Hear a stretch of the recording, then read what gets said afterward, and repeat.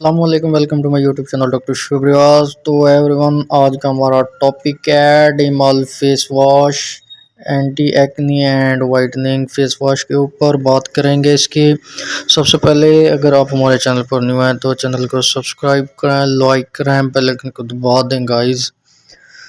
और चलते हैं जी गाइस टॉपिक की तरफ। ये फेस वॉश क्या चीज़ है, इसकी क्या साइड इफ़ेक्ट्स, क्या बेनिफिट्स हैं, बताते हैं हम आपको। सबसे पहले डीमॉल इसका नेम है, अच्छी कंपनी का। ऑलरेडी मैंने डीमॉल फेड आउट क्रीम के ऊपर भी बात की थी। वो जैसे कि गाइस आपने अपनी स्किन को डैमेज कर रखा है वगैरह वगैरह की क्रीमों से, दाग धब्बे हो चुके हैं, आपकी स्किन पे जो है ना पिंपल्स हो गए हैं, रेड पिंपल्स हो गए हैं, ब्लैक डॉर्क्स हो गए हैं, तो इसमें बहुत ही बढ़िया फेस वॉश है। ये अच्छी कंपनी का है। तकरीबन पाकिस्तान में इसकी जो प्राइस है फ़िलहाल तो 650 रुपये है। किसी भी मेडिकल स्टोर या फार्मेसी से ये आपको इजीली मिल जाएगा। इसको यूज़ करने का तरीका तो आपको पता भी होना चाहिए और मैं भी बता देता हूँ कि कैसे यूज़ करते हैं।